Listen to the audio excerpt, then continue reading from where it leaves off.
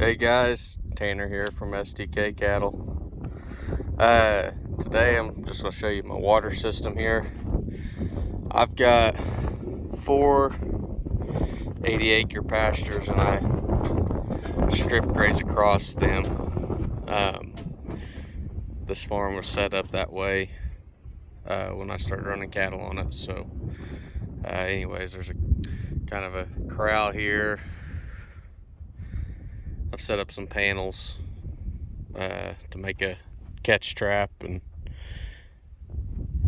get the ability to run cattle through here. But got electricity, got a water well. It runs off this timer, so you can tell the water has just turned off. And there's a herd of cattle drinking out of that tank just 20 minutes ago, so they have it drink down for a little while. As it gets warmer, you can see I've got another time setting here, and I'll when it gets warmer I will run the water first thing in the morning and just right at sunset, so that way the cattle aren't coming up here to drink in the heat of the day, and keeps them from just lounging next to the stock tanks. But I just kind of made a simple valve system so that I can adjust flow to each tank. I've got horses in that 80 right now. They kind of are in rotation between 2 herds of cattle at the moment. So there's 9 mares on 80 acres. So when they get a little bit of hay and some small square bales of alfalfa, so they've got plenty to eat. But one thing I was going to discuss is in my this is in my coal cow pasture. This is their water.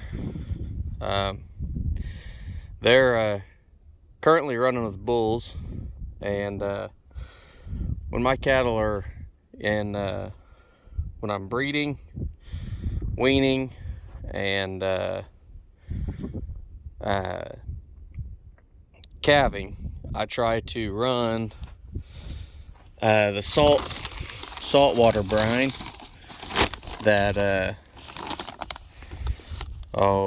Steve Campbell talks about, and you can hear it on other podcasts and videos. But you use the not just plain rock salt, but it's a or fine salt. It's the this salt is mined in Kansas. It is a mineralized ancient sea salt from an ancient seabed over there. This is close to me. Local feed store started carrying it, so it's the easiest for me to get. You can get things like Redmond and C90. Those are all three of those salts are good. This is just what's available in my area. But you take that salt, so I haven't dumped this yet, so every other day, 3 days a week basically, you fill this. And it takes a little bit of trial and error. I've got a scoop here. I fill it up. It's a 3-quart scoop. I fill it up to the, I don't know if you can see it, there's a 2-quart line. Basically the 2-quart line is, it's right there. So I fill it up to the 2-quart line, put 2 scoops of that in there, so basically a gallon. Gallon of salt is what's working for 45 head, and this stock tank holds 900 to 1,000 gallons. But that leaves, let's say you want to have about 10% left in your bag whenever you pull it out the next morning. So we'll see what that looks like.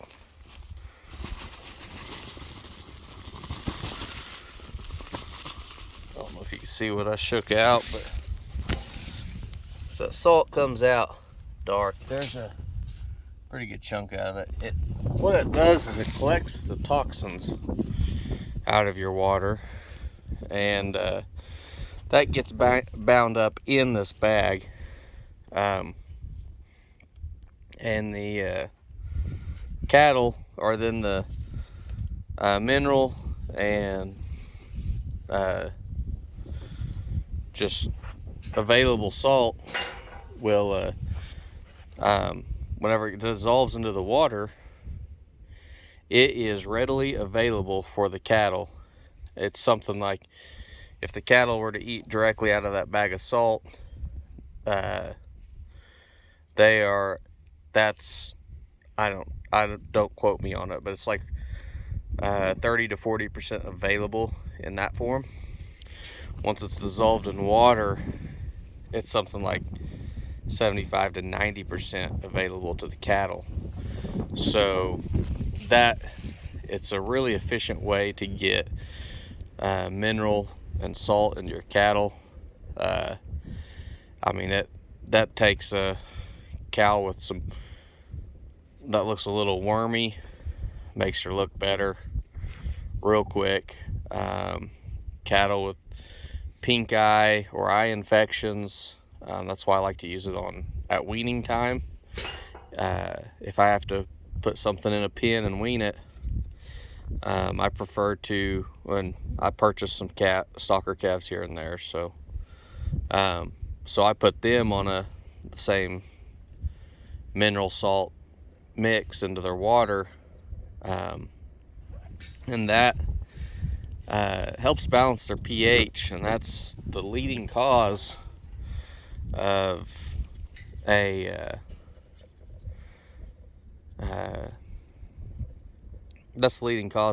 infections, is just imbalanced pH. Because whether it's you're feeding high protein, you got a high protein creep pellet, whatever you're weaning on, or you're on high protein grass in the summertime, grass gets a little washy, you tend to get more pink eye, and that could be attributed to loose stool and flies as well.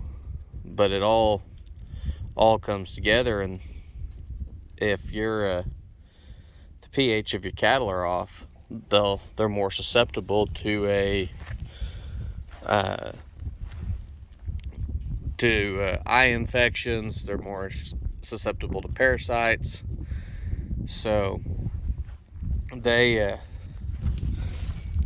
balancing the pH is definitely something. I mean, we're concerned about pH in our soils for grass production. Why wouldn't we be concerned about pH in our cattle? And the end result is the urine and the manure that comes out of your cattle. They are going to be it's going to be more balanced pH going down onto your soil, and that could slowly bring up the pH of your pastures just by getting a more balanced waste product out of your livestock. But while I was here, I just thought I'd just jump on a bunny trail. You can see where I've been unrolling hay, and that would have been 3 months ago. Unrolled some hay down the sides of that hill. Try and zoom in a little bit. But yeah, I just set the bale of hay on top of the hill, push it down.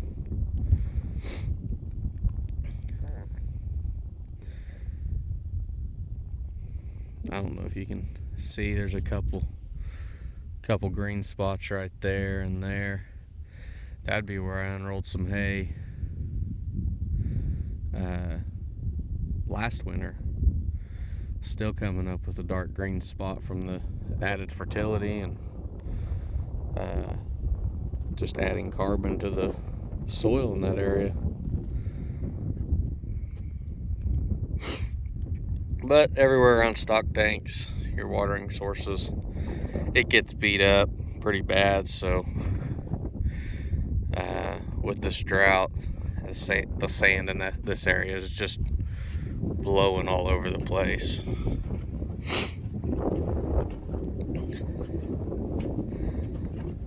But anyways, I just thought I'd kind of talk to you guys about what I did on the water system. I won't say I've got it all figured out there, but I've seen an improvement. Like I said, I've seen an improvement in my weaning cattle. I've seen an improvement in herd health, just visually. But yeah, and when you put your salt, this was a bag that I'm gonna say either some hairy vetch I purchased, or Austrian winter peas came in. I save all those poly sacks, tie it together, plenty of bale and twine. So just dump my gallon of salt in there, throw it in the tank, and I'll come pick it up in roughly 24 hours. And I just throw it out right there. I've got a little triangle to keep cattle from rubbing on that box. So that is nothing more frustrating than cows knocking their timer off and water not running for a day. But so yeah, I just throw the sack right there. Even on the windiest of Oklahoma days, I've never had that sack blow away. So I mean, if you're worried about it blowing away, get you a mineral tub. I'm sure one of your neighbors has one laying around. That's what I do. I just go grab mineral tubs from my neighbors, and you can throw that sack in there. You can throw your salt. You can dump it in a 5-gallon bucket. I haven't had to worry about rain in so long. I quit doing that, so the salt just sits on the steel bed of my pickup, because let's face it doesn't get wet. Sad to say, but that's where we're at right now. But anyways, I hope this helps some guys and gals. If you have any questions, I'd be happy to try and help. But like I said, Steve Campbell has speeches all over the place. He's on tons of podcasts. So just look him up if you want to know more information. But obviously, don't throw that salt water in a steel tank. Guess I should probably go ahead and add that. But I got these poly tanks, so doesn't hurt anything here. But anyways, hope this helps someone out there. Anyway, ask questions if you want. Be happy to talk to everybody that watches. So you guys have a good one. Thank you.